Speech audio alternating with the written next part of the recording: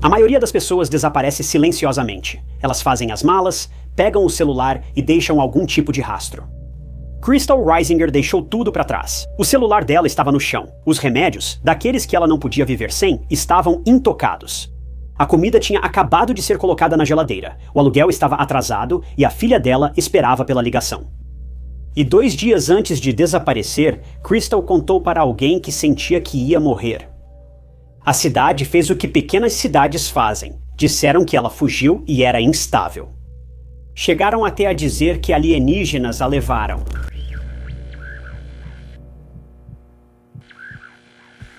Crystal Reisinger nasceu em Phoenix, Arizona. Pouco se sabe publicamente sobre sua infância, apenas que foi instável. A vida difícil em casa fez com que ela fosse enviada para Denver para morar com a tia, buscando mais segurança. Mas essa situação também ruiu. Aos 15 anos o tribunal interveio e a tirou da guarda da tia. Depois, ela passou a viver com a família da amiga, os Irvings. Crystal sentiu pela primeira vez algo normal. Deb e Rodney Irving até a tratavam como filha. Eles lhe deram um quarto mobiliado no porão, incentivaram-na a concluir o ensino médio, ir para a faculdade e ofereceram estabilidade e estrutura. E Crystal prosperou. Ela se matriculou na Western State College, onde fez amizades próximas, inclusive com um homem chamado Michael, cuja família também a acolheu. Mas Crystal nunca foi feita para viver uma vida convencional. Ela era intuitiva, espiritual, atraída por energia, natureza, simbolismo. Ela estudou diferentes religiões, hinduísmo, budismo, tradições indígenas, lia tarô, acreditava em auras e se descrevia como clarividente. A vida na cidade nunca combinou com ela. Mesmo no Colorado, mesmo com estabilidade, algo nela permanecia inquieto. Nesse período, ela conheceu Elijah Guana e o relacionamento evoluiu rápido. Eles logo foram morar juntos e Crystal engravidou. A maternidade então a transformou. Quando sua filha Kasha nasceu, amigos dizem que Crystal encontrou um senso de propósito mais profundo. Foi como se ela também tivesse renascido de alguma forma, mas nem isso silenciou o chamado que ela sentia. Denver parecia sufocante. Gunnison era melhor, e ela se mudou para lá em 2014 por causa do trabalho e das aulas. Mas ainda não era o suficiente. Crystal buscava um lugar mais selvagem, espiritual e vivo. Bem, na primavera de 2015, essa busca levou Crystal a Crestone, Colorado. Crestone era diferente de todos os lugares que Crystal conhecia. Mas também seria o lugar onde ela perderia a vida.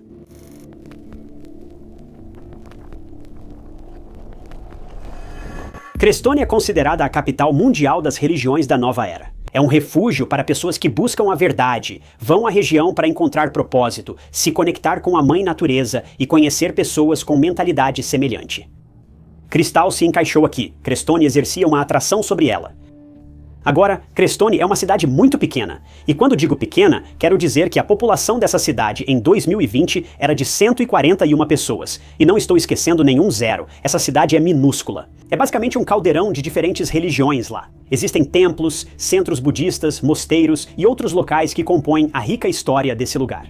Agora, você sabe como são as cidades pequenas. Quando há apenas 141 pessoas em uma cidade pequena, você sabe que é uma comunidade muito próxima. Todo mundo conhece todo mundo. Na época do caso de Crystal, havia cerca de 120 pessoas vivendo em Crestone. Era muito seguro e todos se davam bem, pois simplesmente não havia muita gente com quem entrar em conflito. Crestone era um lugar onde dava para dormir tranquilo com as portas destrancadas. Eu sei que a maioria de nós não pensaria assim, mas as pessoas realmente não achavam que algo ruim ou maligno morava aqui. Era um centro de muitas, se não de todas as religiões. Mesmo que o lugar em si fosse cercado por dunas de areia remotas e não houvesse nada por quilômetros e quilômetros, as pessoas ainda dormiam tranquilamente à noite, sabendo que nada poderia acontecer. Outro fato interessante sobre Crestone é que havia uma cidade vizinha chamada Hooper. Agora, Hooper é uma cidade ainda menor em Crestone. Se você achava que 141 era um número pequeno, a população de Hooper era de 81 pessoas, mas não é por isso que Hooper é conhecida. Se você gosta de teorias da conspiração sobre alienígenas, talvez já conheça Hooper. Para quem não sabe, Hooper abriga a OVNI Watchtower, onde avistamentos são frequentes. Essa atração turística da torre de observação era originalmente um celeiro pertencente a uma mulher chamada Judy Meselin. Em 2000, Judy, uma pecuarista em dificuldades, teve a ideia de lucrar com o próprio celeiro e transformá-lo em um local de observação de OVNIs após muitos relatos de OVNIs nos céus. De acordo com Judy, muitas pessoas acampavam em seu celeiro na esperança de ver um OVNI, sem a permissão dela, veja bem. Ela decidiu transformar seu celeiro em atração turística após obter permissão dos comissários do condado. Judy vendia produtos temáticos de alienígenas e camisetas, o que mantinha seu negócio funcionando. No geral, ela viu uma oportunidade de recuperar suas finanças e também beneficiar um pouco a cidade, e agarrou essa chance. OVNI Watchtower é um rancho de 20 acres com uma plataforma de 3 metros de altura, onde visitantes podem sentar, observar o céu e talvez ver um OVNI ou ser extraterrestre. Aparentemente, em 2023, Judy afirmou que houve 163 relatos de avistamentos de OVNIs, dos quais 27 foram vistos por ela mesma. E ela também dava entrevistas e organizava conferências sobre OVNIs lá. Desde sua inauguração, mais de 30 mil pessoas visitaram a torre de observação. Agora, eu sei que você provavelmente está se perguntando como tudo isso se relaciona com Crystal. De Crestone a Hooper e o despertar espiritual, alienígenas e OVNIs. Vamos falar disso já. Era perto daqui que Crystal morava. E agora, se você se lembra, Crystal, Elijah e a filha Kasha moravam em Denver antes de Crystal querer se mudar. Elijah percebeu que ela não queria mais viver lá. Era óbvio, e ela estava ficando deprimida. Então ele apoiou a decisão dela de se mudar sozinha para Cresto. Ela deixou Kasha com Elijah e eles basicamente terminaram o relacionamento. Acredito que foi pela distância, mas eles seguiram em contato e continuaram ótimos amigos. Elijah estava pronto para cuidar de Kasha e queria que Crystal tivesse liberdade para agir como quisesse em Creston. Como viver em Denver lhe custou caro, ela passou a usar o álcool como forma de lidar. A mudança para Crestone não foi só por razões espirituais, mas também para ela começar sua jornada rumo à sobriedade. Crystal se adaptou facilmente em Crestone. Ela conseguiu emprego em uma cervejaria local e passou a tocar em uma banda. Enquanto morava em Crestone, Crystal sempre mantinha Elijah informado. Mesmo separados, ainda conversavam quase diariamente sobre Kasha e outros assuntos. Mas a mudança dela e a felicidade que veio junto seriam temporárias, porque em julho de 2016, Crystal desapareceria.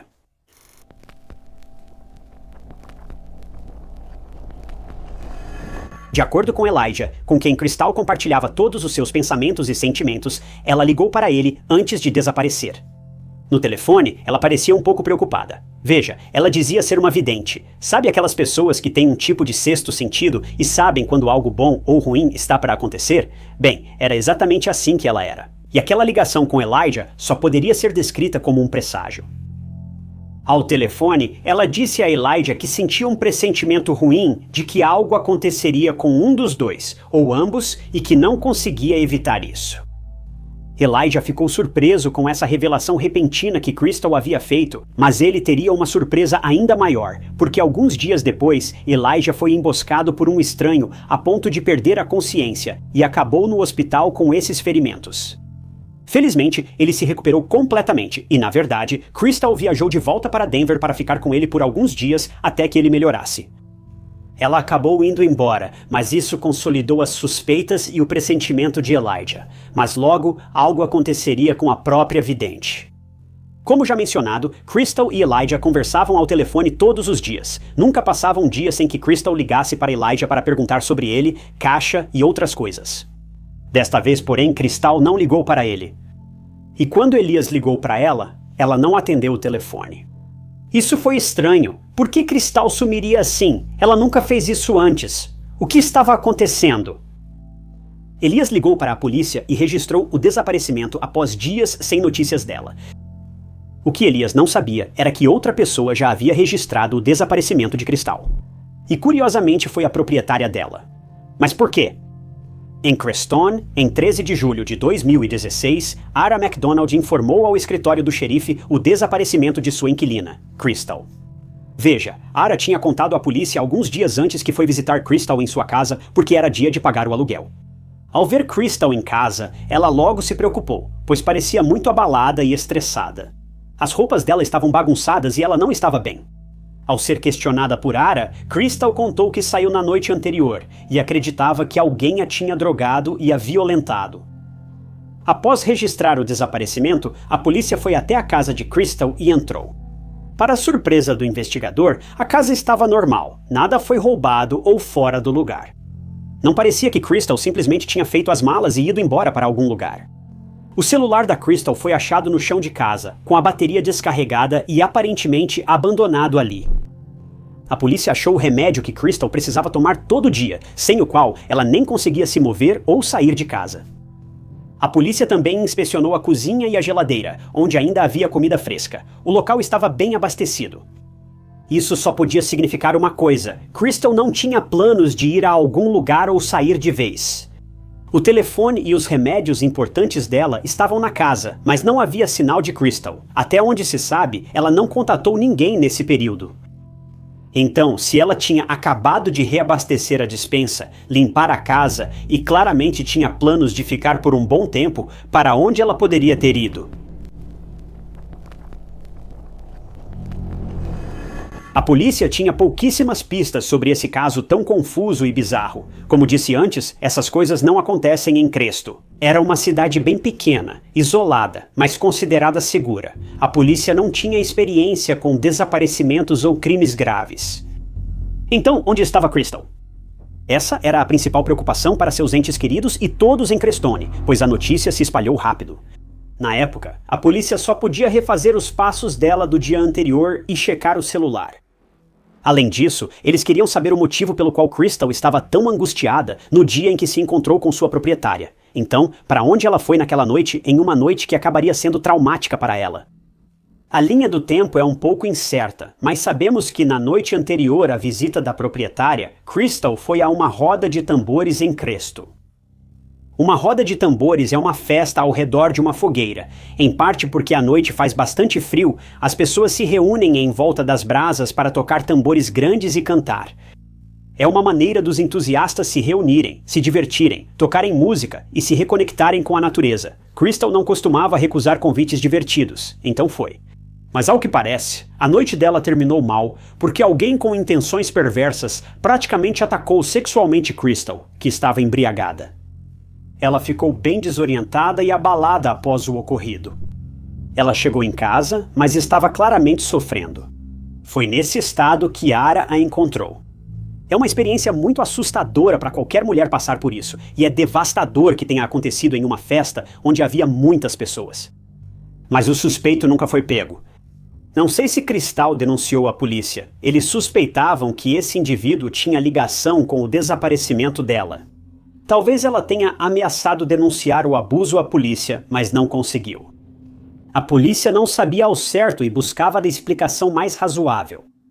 A polícia falou com algumas pessoas na festa. Eles queriam saber se alguém viu o ataque a Crystal ou o suspeito. Precisavam apenas de pistas para resolver o mistério. Bem, não sei se descobriram algo sobre o ataque ou o suspeito, mas ouviram algo muito estranho, o que deixou a polícia um pouco confusa. Agora, se você se lembra, a Crystal foi dada como desaparecida pela senhoria dela no dia 13 de julho. Testemunhas da festa disseram ter visto a Crystal em uma roda de tambores em 18 de julho. Isso ocorreu 5 dias após o boletim de desaparecimento dela, sem contato com ninguém. Então, as pessoas chegaram a ver a Crystal na roda de tambores após o suposto desaparecimento dela? Essa informação era confusa. Mesmo se tivessem confundido outra mulher com Crystal, a polícia não podia ignorar. Precisavam investigar todas as possibilidades antes de passar para a próxima. Então a próxima coisa que a polícia fez foi realizar buscas. Eles convocaram voluntários e pessoas de áreas vizinhas, e juntos vasculharam as vastas e remotas dunas de areia de Cresto. Houve buscas aéreas, buscas terrestres e toda uma unidade canina que vasculhou as diferentes áreas de Cresto. A polícia vasculhou a área da festa, buscando também ao redor da casa de Crystal e nos locais que ela frequentava. A polícia foi ao trabalho dela, onde ela não era vista desde 13 de julho. O Departamento de Investigação do Colorado foi acionado devido à complexidade e bizarrice do caso, que a polícia local não costumava enfrentar. Mas nada apareceu. Não havia nenhuma pista sobre o paradeiro de Crystal. As buscas não tiveram sucesso, mas não pararam. Enquanto isso, a polícia estava com o celular da Crystal em sua posse e decidiu analisá-lo. Eles acharam que poderia haver alguma informação importante ali que levasse a algumas respostas. E de fato, havia um detalhe muito peculiar que se destacou quase instantaneamente. Era uma ligação recebida no celular da Crystal. Não sabemos o horário exato, mas foi a última chamada antes dela parar de usar o telefone ou ele descarregar. E era de um homem, mas não um homem comum, pelo menos para a polícia ou os moradores locais. Não sabemos quem era esse homem, onde morava ou seu nome, mas sabemos que era encrenca. Ele era conhecido na região de Creston como um homem violento que tinha uma longa ficha criminal por colocar drogas nas bebidas de mulheres e depois ter relações sexuais sem o consentimento delas. Esse homem tinha histórico criminal, era perigoso para mulheres e tinha um modus operandi muito parecido com o do ataque sofrido por Crystal pouco antes de desaparecer. Vários inquilinos também relataram pessoas estranhas entrando e saindo da casa de Crystal. Essas pessoas estranhas têm relação com o homem que telefonou para Crystal antes do sumiço dela? Segundo as informações, esse homem foi o último a interagir com Crystal. Portanto, não é uma suposição absurda. Ainda restam dúvidas. Por que esse homem ligou para Crystal e como conseguiu seu número? Esse era o mesmo homem que atacou Crystal no Roda de Tambores? E ele é responsável pelo desaparecimento da Crystal?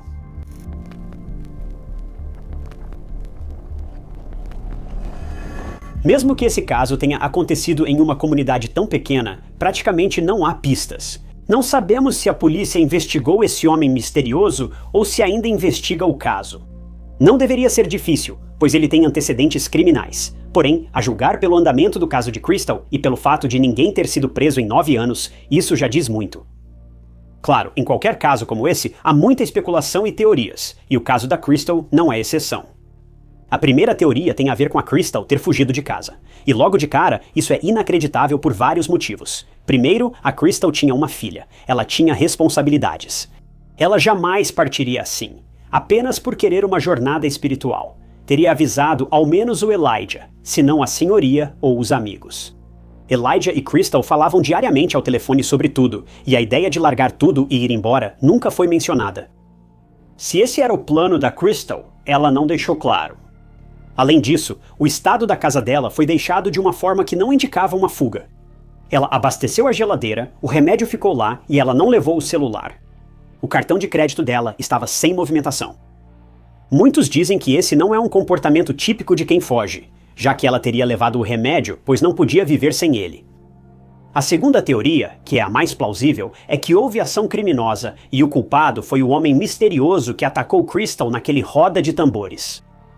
A polícia considerou a possibilidade de ele ser o mesmo homem que ligou para ela também, e que ele pode tê-la ameaçado para que ela não o denunciasse à polícia. A polícia suspeita de crime no desaparecimento de Crystal e investiga várias pessoas, mas até agora não há informações sobre prisões ou novos desdobramentos. Se for o caso, essa informação não foi divulgada.